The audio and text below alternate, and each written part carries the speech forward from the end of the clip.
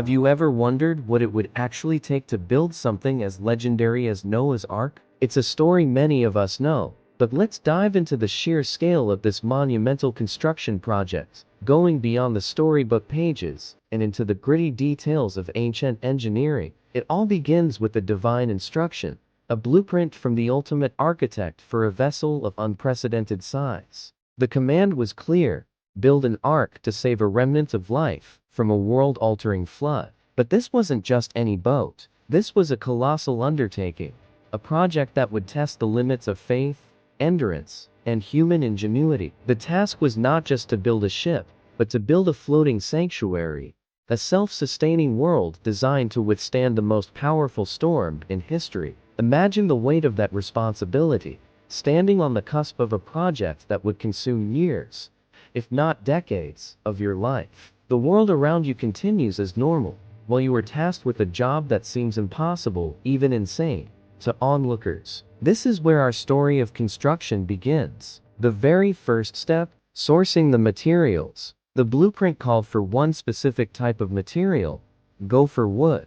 While scholars debate the exact species, many believe it refers to a resilient, resinous wood like cypress. Cypress is known for its incredible durability and natural resistance to rot and water, making it the perfect choice for a vessel designed for long-term survival. But think about the logistics. This wasn't a trip to the local lumberyard. This meant venturing into ancient forests, identifying the right trees, felling them with primitive tools like bronze axes and saws, and then transporting these massive logs back to the construction site. We're talking about thousands upon thousands of trees. The sound of axes echoing through the forest would have been the daily rhythm of life for Noah and his family. Day after day, a relentless harvest, stockpiling a mountain of timber that would eventually become the ark.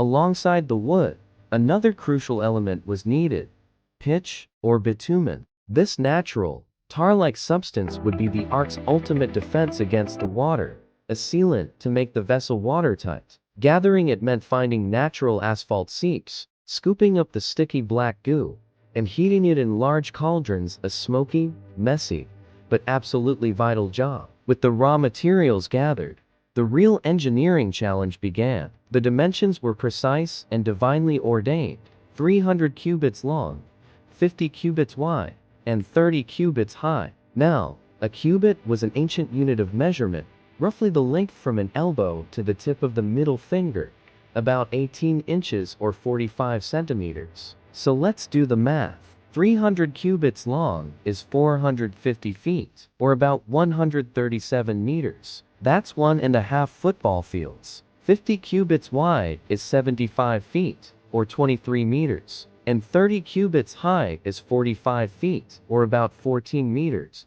equivalent to a 4-story building. This was a vessel with a displacement comparable to some of the largest wooden ships ever built, even by modern standards. The sheer volume was staggering, around 1.5 million cubic feet. But the design wasn't just a simple box. The instructions specified an internal structure of 3 separate decks. This tri-level design was crucial. It maximized the internal space, allowing for the systematic organization of the animals and the vast stores of food and water needed for the journey. The lower deck, deep in the hull, was likely for the larger, heavier animals and perhaps ballast. The middle and upper decks would house the smaller creatures and the living quarters for Noah's family. The plans also called for rooms, or kinim in Hebrew, which translates to nests. This implies a complex network of individual stalls and pens, meticulously designed to house a vast array of species.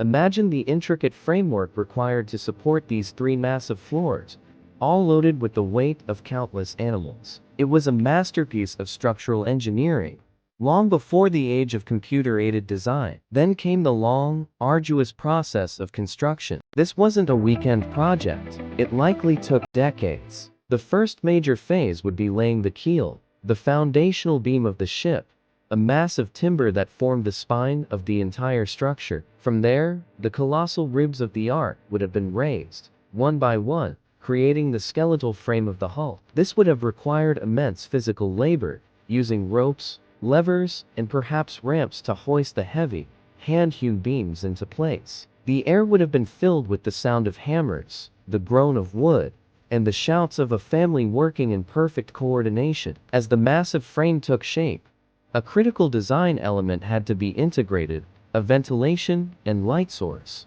The text mentions a zohar, a word that's often translated as a window or a light. The instruction was to finish it to a cubit upward. Many engineers interpret this as a long, continuous opening or a series of openings running along the top of the ark, just under the roofline. This design would have been brilliant, allowing for air circulation throughout the 3 decks, essential for removing animal waste gases like methane and ammonia, while also letting in natural light. It would have also been protected from the rain by the overhang of the roof.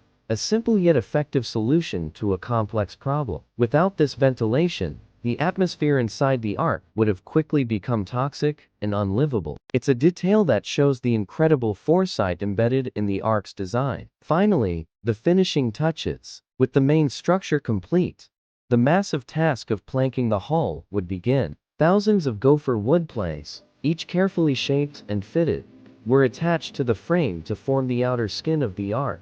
Every seam, every joint had to be perfect. Once the planking was done, it was time for the waterproofing. This is where the stockpiles of bitumen came in. The pitch, heated to a liquid state, was meticulously applied to every square inch of the ark's surface, inside and out. This created a thick, durable, and completely waterproof seal. It was a painstaking process, ensuring that not a single leak would compromise the vessel's integrity when the floodwaters came. Imagine the scene: the colossal wooden structure, gleaming black with fresh pitch under the sun, a stark and imposing sight. And then, there was the door. The blueprint called for a single, massive door in the side of the ark.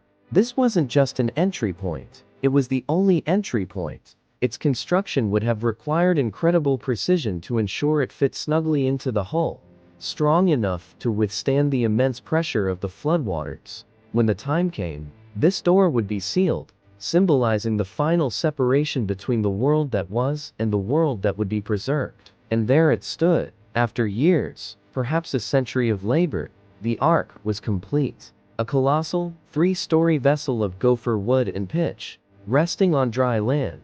A silent testament to unwavering faith and astonishing perseverance. It was an object of ridicule for some, a monument of madness. But for Noah, it was the fulfillment of a promise, a symbol of hope and obedience. The construction was over. The ark stood ready, a fortress of survival awaiting the coming storm, the final and most critical chapter of its purpose. Thank you for watching. If you found this deep dive into the engineering of the ark fascinating, be sure to like this video and subscribe for more content. See you next time.